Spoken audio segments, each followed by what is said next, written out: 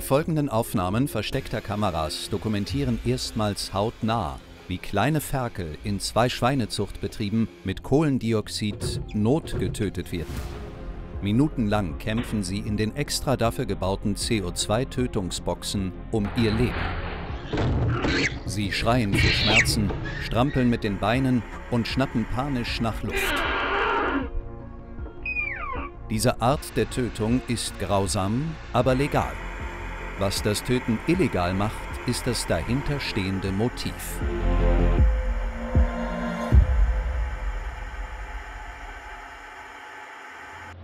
In deutschen Schweinezuchtbetrieben werden jedes Jahr mehrere Millionen kleine und schwache Ferkel getötet.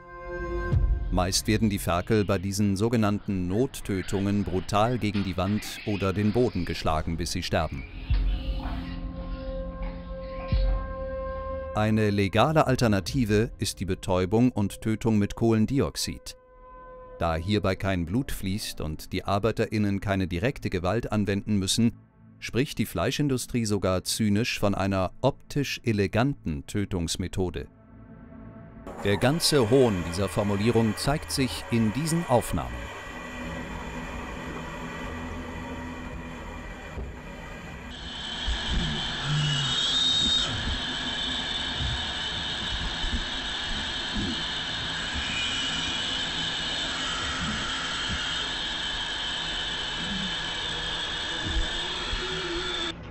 Die Tötung mit Kohlendioxid ist äußerst schmerzhaft.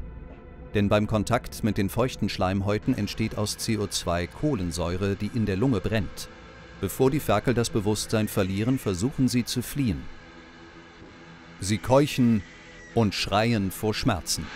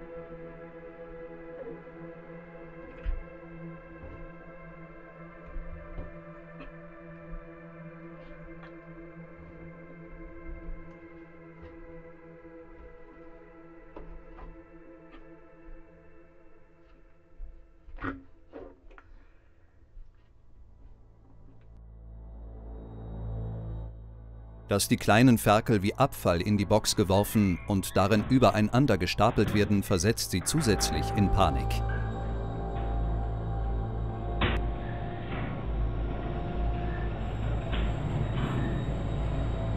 Die meisten dieser Ferkel wirken nicht sterbenskrank. Sie werden auch nicht medizinisch untersucht. Ein kurzer Blick der ArbeiterInnen entscheidet darüber, ob sie in der CO2-Box sterben. Getötet werden sie allein deshalb, weil sie etwas kleiner sind oder weil sich der Aufwand für eine Handaufzucht oder eine tierärztliche Behandlung finanziell nicht lohnt. Ihr qualvoller Tod hat also rein wirtschaftliche Gründe, was in Deutschland illegal und dennoch an der Tagesordnung ist. Wollen wir Tiere wirklich so behandeln? Als Ware und wie hier als Ausschuss? Ist uns diese Grausamkeit wirklich egal?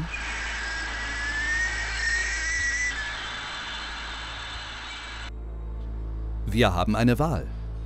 Kein Mensch muss Tiere essen.